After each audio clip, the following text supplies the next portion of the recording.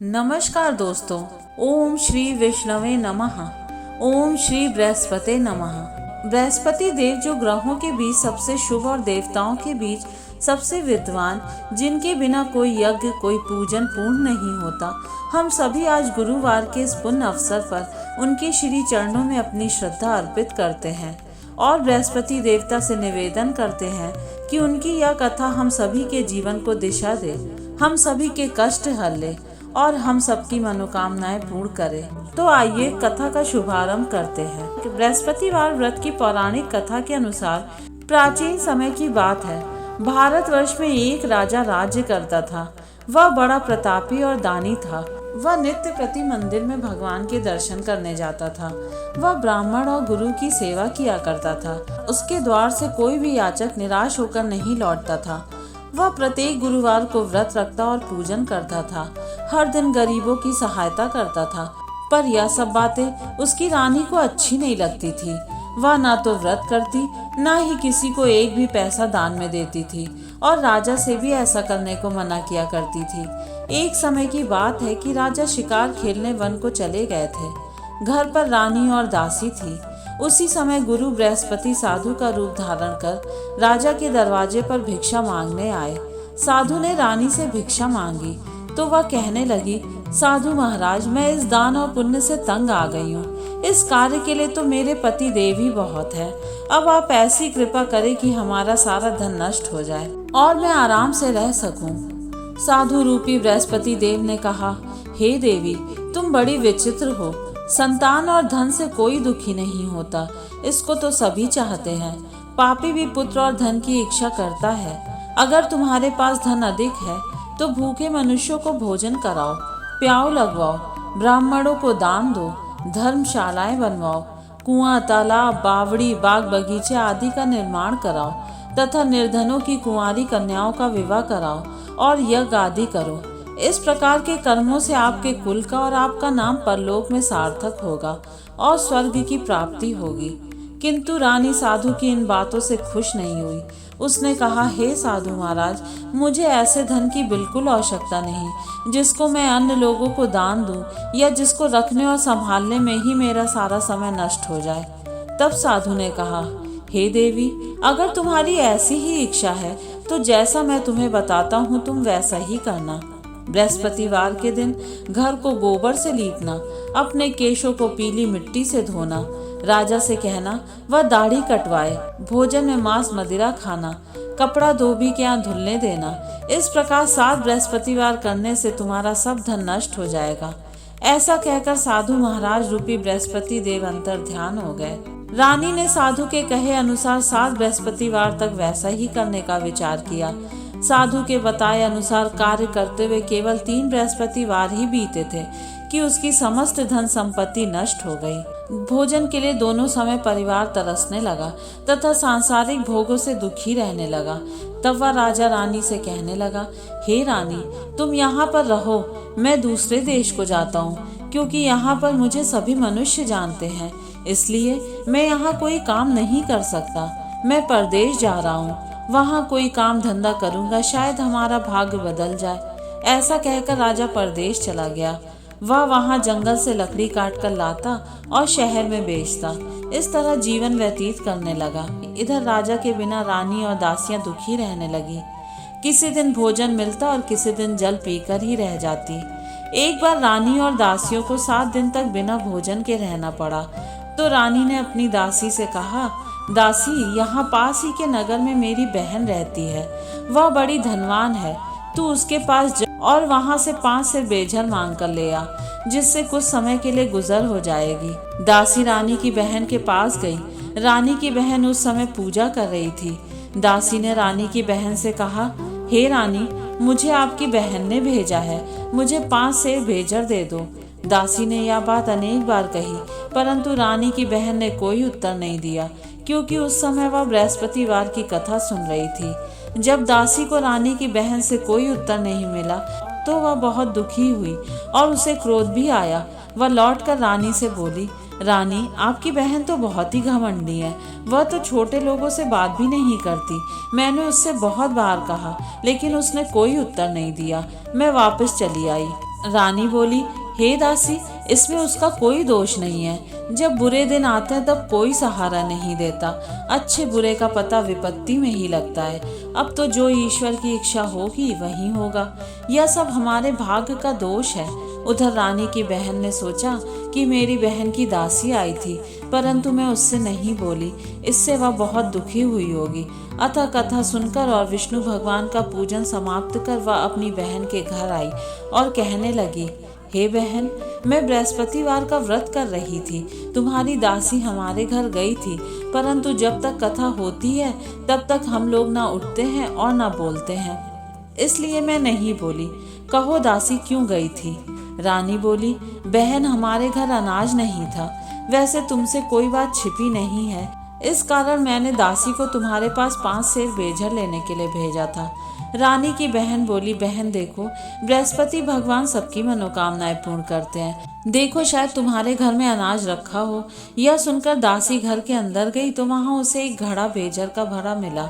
उसे बड़ी हैरानी हुई, क्योंकि उसने एक एक बर्तन देख लिया था। उसने बाहर आकर रानी को बताया।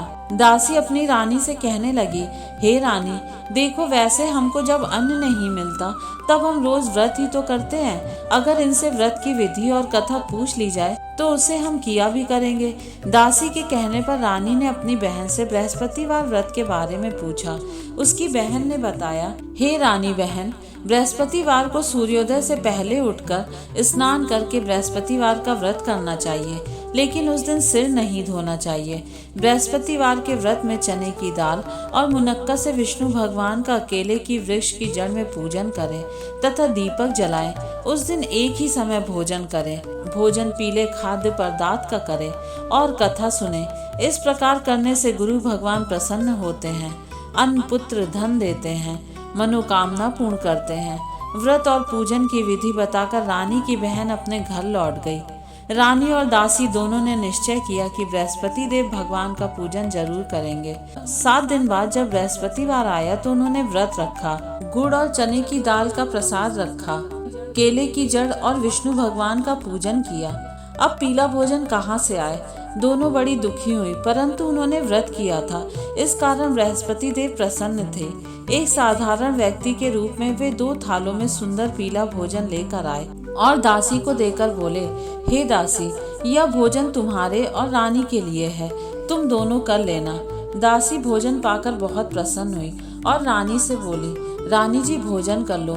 रानी को भोजन आने के बारे में कुछ नहीं पता था। वह दासी से बोली, जाओ तू ही भोजन कर, क्यों तू व्यर्थ में हमारी हंसी उड़ाती है।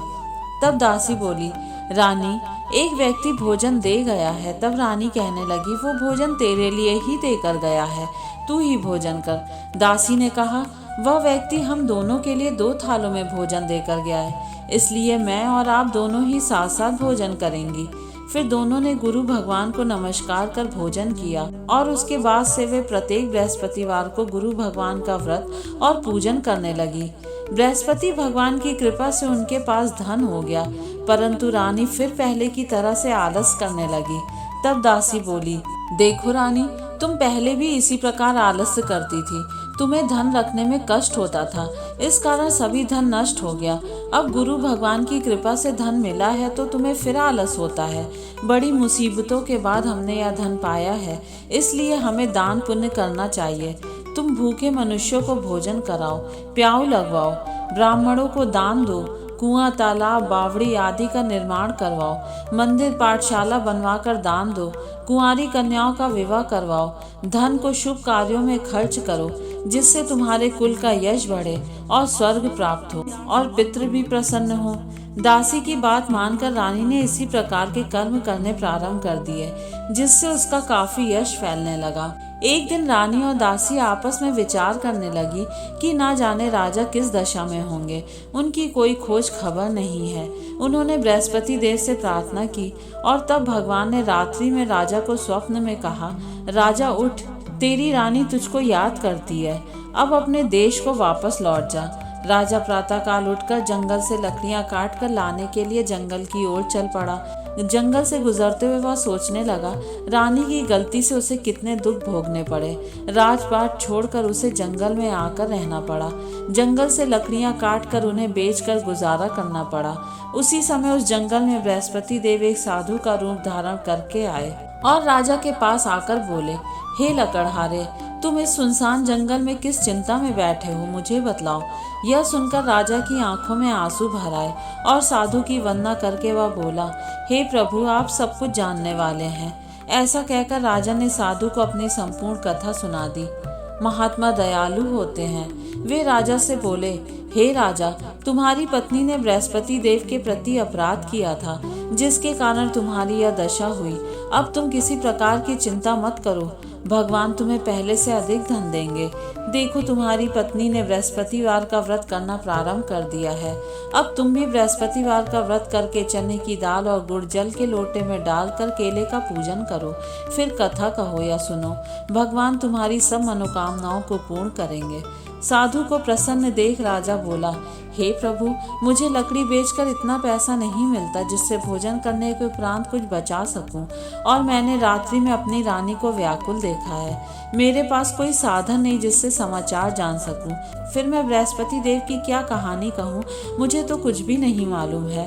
साधु ने कहा, हे राजा, तुम किसी बात की चिंता मत करो। बृहस्पतिवार के दिन तुम रोजाना की तरह लकड़ियां लेकर शहर में जाओ।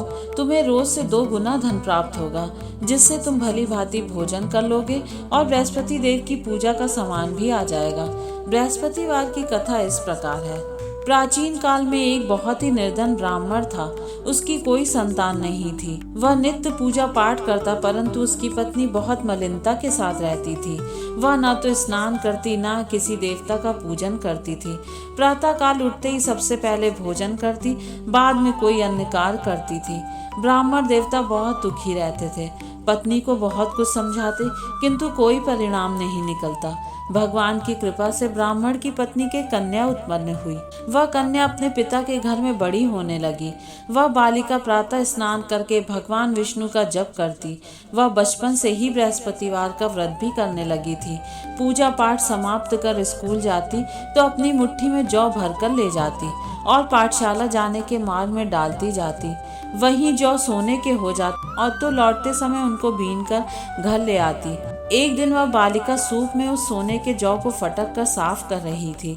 तभी उसकी माँ ने देख लिया और कहने लगी, हे बेटी, सोने के जौ को फटकने के लिए सोने का सूप होना चाहिए। दूसरे दिन गुरुवार था।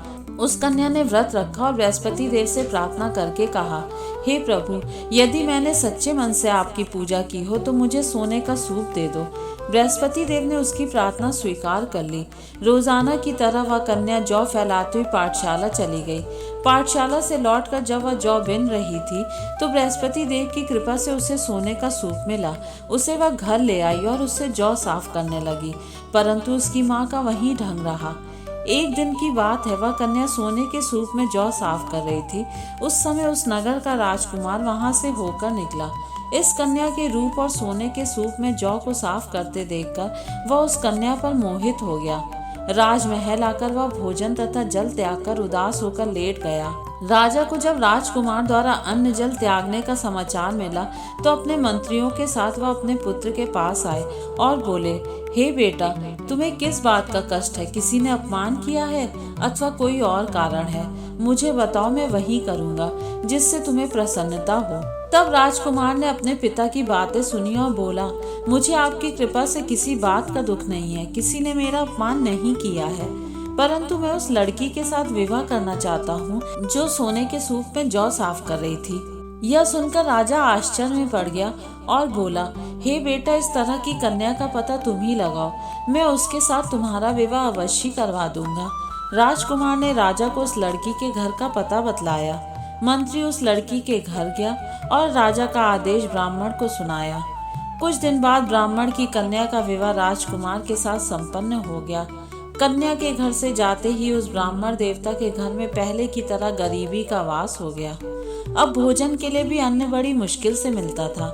एक दिन दुखी होकर ब्राह्मण अपनी पुत्री से मिलने गया। बेटी ने पिता की दुखी अवस्था को देखा और अपनी माँ का समाचार पूछा। ब्राह्मण देवता ने सभी हाल कहकर सुनाया। तब कन्या ने बहुत सारा धन देकर अपने पिता को विदा कर दिया। इस तरह ब्राह्मण का कुछ समय सुखपूर्वक बीता, लेकिन कुछ दिन बाद फिर वही हाल हो गया। ब्राह्मण फिर अपनी कन्या के यहाँ गया और सभी हाल कहा तो पुत्री कहने लगी, हे पिताजी, अब माता जी को यहाँ लेवा लाओ, मैं उन्हें वह विधि बता दूंगी जिससे गरीबी दूर हो जाए। अब ब्राह्मण देवता अपनी पत्नी को साथ लेकर अपनी पुत्री के पास राजमहल में पहुंचे तो पुत्री अपनी माँ को समझाने लगी, हे माँ, तुम प्रातः काल उठकर स्नान आदि करके विष्णु भगवान का पूजन करो तो सब दरिद्रता दूर हो जाएगी। परंतु उसकी माँ ने उसकी एक बात नहीं मानी। वह प्रातः काल उठकर अपनी पुत्री का बच्चा जूठन खा लेती थी। एक दिन उसकी पुत्री को बहुत गुस्सा आया। उसने एक रात कोठरी से सारा सामान निकाल दिया और उसमें अपनी माँ को बंद कर दिया। प्रातः उसमें से निकाला और स्नान आदि कराकर पूजा पाठ करवाया तो उसकी माँ की बुद्धि ठीक हो गई।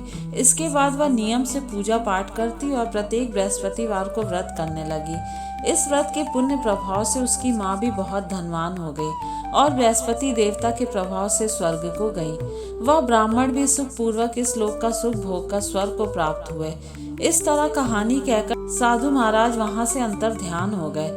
धीरे धीरे समय बीतने पर फिर बृहस्पतिवार का दिन आया। राजा जंगल से लकड़ी काटकर किसी शहर में बेचने उसे उस दिन और दिनों से अधिक धन मिला। राजा ने चना गुड़ आदि लाकर बृहस्पतिवार का व्रत किया। उस दिन से उसके सभी क्लेश दूर हुए। परंतु जब अगला गुरुवार का दिन आया तो वह बृहस्पतिवार का व्रत करना भूल गया। इस कारण बृहस्पति भगवान नाराज हो गए। उस दिन उस नगर के राजा ने विशाल यज्ञ का आयोजन किया तथा अपने समस्त राज्य में घोषणा कर दी कि कोई भी मनुष्य अपने घर में भोजन न बनाए और आग भी न जलाए। समस्त जनता मेरे यहाँ भोजन करने आए। इस आज्ञा को जो न मानेगा उसको फांसी की सजा दी जाएगी। राजा की आज्ञा सुनकर राज्य के सभी निवासी राजा के भोज में सम्मिलित हुए, लेकिन लकड़हारा कुछ देर से पहुंचा, इसलिए राजा उसको अपने साथ महल में ले गए। जब राजा लकड़हारे को भोजन करा रहे थे तो रानी की दृष्टि उस खूंटी पर पड़ी जिस पर उसका हार लटका हुआ था। उसे हार खूंटी पर लटका दिखाई नहीं दिया। रानी को निश्चय हो गया कि मेरा हार उस लकड़हारे ने चुरा लिया है। उसी समय सैनिक बुलवाकर उसको कैद खाने में डलवा दिया। जब लकड़हारा कारागार में पड़ गया तो बहुत दुखी होकर विचार करने लगा कि न जाने कौन से पूर्व जन्म के कर्म से मुझे दुख प्राप्त हुआ है, और उसी साधु को याद करने लगा जो जंगल में मिला था। तत्काल बृहस्पति देव साधु के रूप में प्रकट हो गए और उसकी दशा को देखकर कहने लगे, अरे मूर्ख, तूने बृहस्पति देवता की कथा नहीं की, इस कारण तुझे दुख प्राप्त हुआ है। अब चिंता मत कर। बृहस्पतिवार के दिन कारागार के दरवाजे पर 4 पैसे पड़े मिलेंगे। उनसे तू बृहस्पति देव की पूजा करना तो तेरे सभी कष्ट दूर हो जाएंगे। अगले बृहस्पतिवार उसे कारागार के द्वार पर 4 पैसे पड़े मिले। राजा ने पूजा का सामान मंगवाकर कथा कही और प्रसाद बांटा। उसी रात्रि को बृहस्पति देव ने उस नगर के राजा को स्वप्न में कहा, हे राजा, तूने जिस आदमी को कारागार में बंद कर दिया है वह निर्दोष है, वह राजा है, उसे छोड़ देना। रानी का हार उसी खूंटी पर लटका हुआ है। अगर तू ऐसा नहीं करेगा तो मैं तेरे राज्य को नष्ट कर दूंगा। राजा प्रातःकाल उठा और खूंटी पर हार टंगा देखकर लकड़हारे को बुलाकर क्षमा मांगी तथा राजा के योग्य सुंदर वस्त्र आभूषण भेंट कर उसे विदा किया। गुरुदेव की आज्ञा अनुसार राजा अब अपने नगर को चल दिए। राजा जब नगर के निकट पहुंचा तो उसे बड़ा ही आश्चर्य हुआ। नगर में पहले से अधिक बाग, तालाब और कुएं तथा बहुत सी धर्मशाला, मंदिर आदि बने हुए हैं। राजा ने पूछा कि यह सब किसका बाग और धर्मशाला है। तब नगर के सब लोग कहने लगे, यह सब रानी और दासी द्वारा बनवाए गए हैं। राजा को आश्चर्य और गुस्सा भी आया। जब रानी ने खबर सुनी कि राजा आ रहे हैं तो उसने अपनी दासी से कहा, हे दासी, देख राजा हमको कितनी बुरी हालत में छोड़ गए थे। वह हमारी ऐसी हालत देखकर लौट न जाए, इसलिए तू दरवाजे पर खड़ी हो जा। रानी की आज्ञा अनुसार दासी दरवाजे पर खड़ी हो गई। जब राजा आए तो उन्हें अपने साथ महल में लिवा लाई। तब राजा ने क्रोध करके अपनी तलवार निकाली और पूछने लगा, बताओ यह धन तुम्हें कैसे प्राप्त हुआ है। तब रानी ने बताया, हमें यह सब धन बृहस्पति देव के व्रत के प्रभाव से प्राप्त हुआ है। राजा ने तब निश्चय किया कि 7 रोज बाद तो सभी बृहस्पति देव का पूजन करते हैं, परंतु मैं रोजाना दिन में 3 बार कथा कहा करूंगा। तथा रोज व्रत किया करूंगा। अब हर समय राजा के दुपट्टे में चने की दाल बंधी रहती और दिन में 3 बार वह कथा कहता। एक दिन राजा ने विचार किया, चलो अपनी बहन के यहाँ हो आए। इस तरह निश्चय कर राजा घोड़े पर सवार होकर अपनी बहन के यहाँ चल पड़ा। रास्ते में उसने देखा कि कुछ आदमी एक मुर्दे को लिए जा रहे हैं। उन्हें रोककर राजा कहने लगा, अरे भाइयों, मेरी बृहस्पतिवार की कथा सुन लो। वे बोले, लो, हमारा तो आदमी मर गया, इसको अपनी कथा की पड़ी है। परंतु कुछ आदमी बोले, अच्छा कहो, हम तुम्हारी कथा भी सुनेंगे। राजा ने दाल निकाली और कथा कहनी शुरू कर दी। जब कथा आधी हुई तो वह मुर्दा हिलने लगा और जब कथा समाप्त हुई तो राम राम करके वह मनुष्य खड़ा हो गया। राजा आगे बढ़ा, उसे चलते चलते शाम हो गई। आगे मार्ग में उसे किसान खेत में हल चलाता मिला। राजा उससे बोला, अरे भैया, मेरी बृहस्पतिवार की कथा सुन लो। किसान बोला, जब तक मैं तेरी कथा सुनूंगा तब तक 4 हरैया जोत लूंगा। जा अपनी कथा किसी और को सुनाना। राजा आगे चलने लगा। राजा के हटते ही बैल पछाड़ खाकर गिर गए तथा किसान के पेट में बहुत जोर से दर्द होने लगा।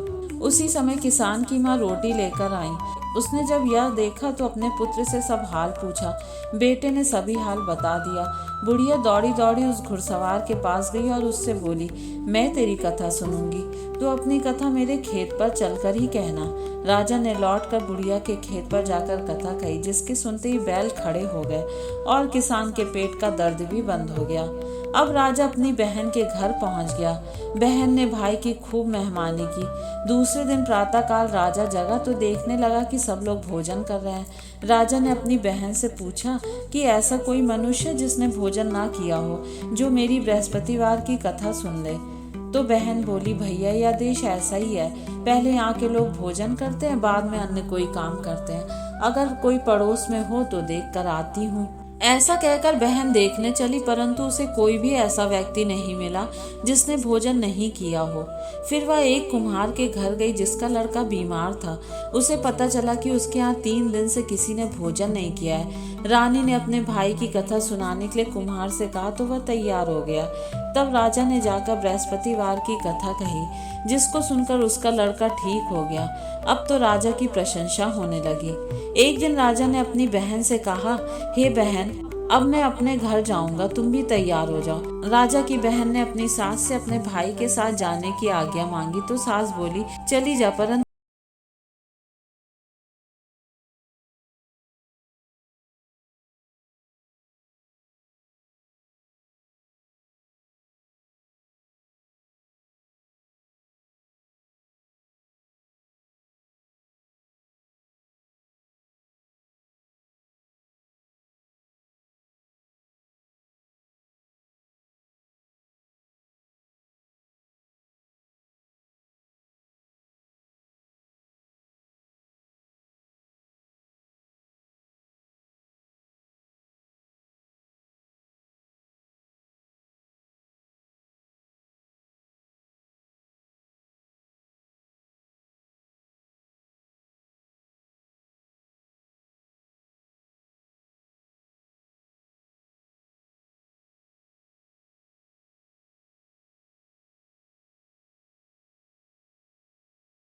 आई, गधा चढ़ी आई। राजा की बहन बोली, भाई, मैं इस प्रकार ना कहती तो तुम्हें संतान कैसे मिलती। बृहस्पति देव ऐसे ही हैं, जिसके मन में जो कामनाएं रहती हैं सभी को पूर्ण करते हैं। जो सद्भावना पूर्वक बृहस्पतिवार का व्रत करता है और कथा पढ़ता है अथवा सुनता है, दूसरों को सुनाता है, बृहस्पति देव उसकी सभी मनोकामनाएं पूर्ण करते हैं। बृहस्पति देव उनकी सदैव रक्षा करते हैं। जो संसार में सद्भावना और सच्चे मन से बृहस्पति देव का पूजन करते हैं, उनकी सभी मनोकामनाएं उसी प्रकार पूर्ण होती हैं, जैसे रानी और राजा ने बृहस्पति देव की कथा का गुणगान किया और उनकी सभी इच्छाएं बृहस्पति देव जी ने पूर्ण की। मनुष्य को हृदय से उनका मनन करते हुए जयकार करनी चाहिए। प्रेम से बोलिए, बृहस्पति देवता की जय। तो मेरे प्यारे भक्तों, यह थी बृहस्पतिवार व्रत कथा। अब सुनिए आरती। ओम जय बृहस्पति देवा, स्वामी जय बृहस्पति देवा। छिन छिन भोग लगाऊं, छिन छिन भोग लगाऊं, कदली फल मेवा। ओम जय बृहस्पति देवा, पूर्ण परमात्मा तुम अंतर्यामी, स्वामी तुम अंतर्यामी। जगत पिता जगदीश्वर, जगत पिता जगदीश्वर तुम सबके स्वामी। ओम जय बृहस्पति देवा। चरणामृत निज निर्मल सब पातक हरता, स्वामी सब पातक हरता। सकल मनोरथ दायक, सकल मनोरथ दायक कृपा करो भरता। ओम जय बृहस्पति देवा। तन मन धन अर्पण कर जो जन शरण पड़े, स्वामी जो जन शरण पड़े। प्रभु प्रकट तब हो कर, प्रभु प्रकट तब हो कर आकर द्वार खड़े। ओम जय बृहस्पति देवा। दीन दयाल दयानिधि भक्तन हितकारी, स्वामी भक्तन हितकारी। पाप दोष सब हरता, पाप दोष सब हरता भव बंधन हारी। ओम जय बृहस्पति देवा। सकल मनोरथ दायक सब संशय तारो, स्वामी सब संशय तारो। विषय विकार मिटायो, विषय विकार मिटायो संतन सुखकारी। ओम जय बृहस्पति देवा। जो कोई आरती तेरी प्रेम सहित गावे, स्वामी प्रेम सहित गावे।